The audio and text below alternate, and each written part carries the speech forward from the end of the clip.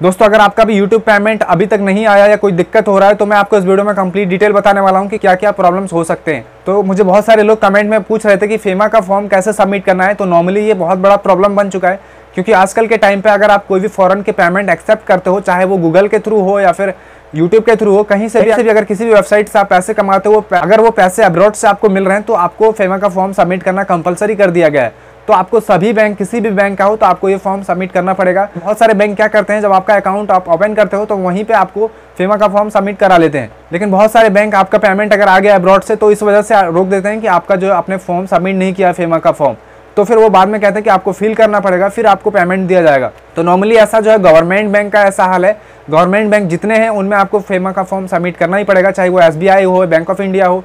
तो मुझे भी भरना पड़ा था, मेरा जो फर्स्ट पेमेंट आया था मैंने वहाँ पे सबमिट किया। और बहुत सारे लोगों को ये दिक्कत है कि फेमा का फॉर्म ऑनलाइन कैसे सबमिट करें। तो दोस्तों ऑनलाइन आप फेमा का फॉर्म सबमिट नहीं कर सकते, कोई भी वेबसाइट नहीं है पे आप फेमा का फॉर्म ऑनलाइन सबमिट कर पाए। तो इसके लिए आपको कुछ नहीं करना है, गूगल पे जाना है, आपका जो स्विफ्ट कोड वाला ब्रांच है उसका मेल ID कॉपी कर लेना है और उस पर आपको मेल करना है अपना फेमा का फॉर्म। फेमा का फॉर्म आपको कहाँ पे मिलेगा मैं आपको डिस्क्रिप्शन में डाल दूंगा, तो वहां से आपको निकाल लेना है, उसको डाउनलोड कर लेना है, उसको प्रिंट आपको निकलवाना पड़ेगा हार्ड कॉपी के बाद आपको फिल करना पड़ेगा प्रॉपर, आपको साइन भी नीचे करना पड़ेगा। इसके ऊपर मैंने कंप्लीट डिटेल बताया हूँ कि कैसे आप फेमा का फॉर्म सबमिट कर सकते हो। तो ये वीडियो का मैं आई बटन पर डाल दूंगा, वीडियो आप चेकआउट कर लीजिएगा।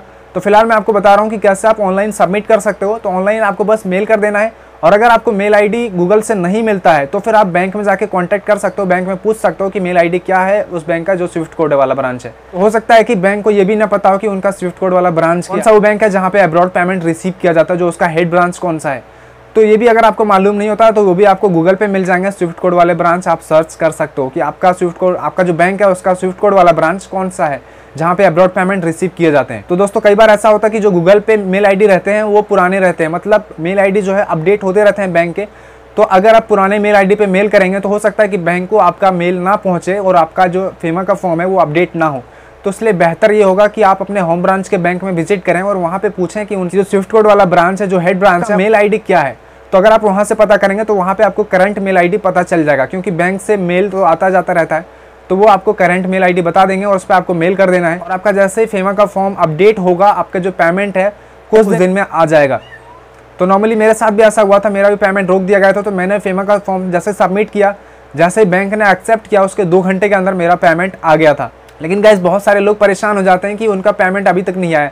तो कम से कम आपको 7-8 दिन आपको वेट करना पड़ेगा। अगर आपका फर्स्ट पेमेंट है तो आपको मस्ट है कि आपको वेट करना पड़ेगा 7-8 दिन, क्योंकि आजकल के टाइम पे फिलहाल जो कोविड का टाइम है इसलिए बैंक को काफ़ी ज़्यादा परेशानियां उठानी पड़, जिसकी वजह से उनके वर्क जो है बढ़ रहे हैं। तो आपको हो सकता है पेमेंट अपडेट होने में थोड़ा सा टाइम लग जाए, तो आपको वेट करना है 7-8 दिन कम से कम। लेकिन उसके बाद भी अगर आपका पेमेंट नहीं आता है तो मैंने आपको बताया कि ऑनलाइन आप ऐसे ही सबमिट कर दो, मेल कर दो फेमा का फॉर्म, उसके बाद आप निश्चिंत हो जाओ, आपका 7-8 दिन के पेमेंट 7-8 दिन के बाद पेमेंट कंफर्म आ ही जाएगा। तो 90% तो पेमेंट ऐसे ही आ जाता है, ज़्यादा कुछ करने की जरूरत नहीं है, बस आपने सब कुछ करके रखा है, बैंक अकाउंट वगैरह ऐड कर दिया तो आपका पेमेंट आ जाता है। लेकिन एक तो कॉमन प्रॉब्लम हो गया, वो है फेमा का फॉर्म अगर आपने नहीं फिल किया तो ये करना कंपलसरी हो गया है। तो अगर ये आपने फॉर्म फिल कर दिया है तो दूसरा प्रॉब्लम ये आता है कि अगर आपने पैन कार्ड ऐड नहीं किया है तब भी आपके पेमेंट जो है रोक दिए जाते हैं। और ये गवर्नमेंट बैंक का बहुत ज़्यादा प्रॉब्लम्स है कि पैन कार्ड आपको लगाना पड़ेगा, फेमा का फॉर्म भरना पड़ेगा, ये कॉमन प्रॉब्लम है। तो पैन कार्ड अगर आपने ऐड नहीं किया तब भी आप पैन कार्ड जो है बैंक में जाके अपडेट करा लो, बैंक में हो जाएगा ये अपडेट। एक और चीज़ है कि जो बैंक है आपके ट्रांजैक्शन को कई बार रोक देता है जस्ट बिकॉज ऑफ कि उनको लगता है कि आपने जो लिमिट है बैंक में पैसे रखने का उससे कम रख दिया।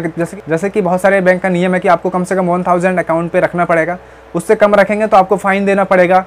तो इस वजह से भी कई बार जो है आपके ट्रांजैक्शन बंद कर दिए जाते हैं। तो आपको ये कॉन्टैक्ट करना पड़ेगा बैंक में कहीं आपका ट्रांजैक्शन बंद तो ब्लॉक तो नहीं किया है, क्योंकि बैंक को जो है गूगल एडसेंस पेमेंट सबमिट कर देता है 21 तारीख को ही। उसके बाद बैंक के ऊपर सारी जिम्मेदारी होती है कि वो जो क्रिएटर है उनको पेमेंट सबमिट करे। तो दोस्तों ये थे कुछ कॉमन प्रॉब्लम। फर्स्ट तो फेमा का फॉर्म है, दूसरा पैन कार्ड, और तीसरा अगर आप चेक कर लें कि आपका बैंक अकाउंट पे ट्रांजैक्शन हो रहा है कि नहीं। अगर इन तीनों चीज़ों को आपने कर लिया है तो गारंटेड है कि आपका पेमेंट आ जाएगा और कोई भी दिक्कत नहीं आने वाली है, अगर गूगल एडसेंस ने पेमेंट सबमिट कर दिया है, भेज दिया है तो। और जब गूगल एडसेंस पेमेंट आपको सबमिट करता है तो वो आपको एक मेल कर देता है कि आप अपना रिसेंट पेमेंट चेक कर लें, 21 तारीख को ही सबमिट कर देते हैं मेल। तो अगर आपका पेमेंट जो है सबमिट कर दिया गया है गूगल एडसेंस के द्वारा तो आप निश्चिंत रहें, आपको पेमेंट मिल जाएगा। लेकिन फिर भी अगर आपको पेमेंट को एक्सेप्ट करने में किसी भी तरह का दिक्कत आए तो आप कमेंट में हमें बता सकते हो। फिलहाल इस वीडियो में इतना ही, मिलते हैं नेक्स्ट वीडियो में।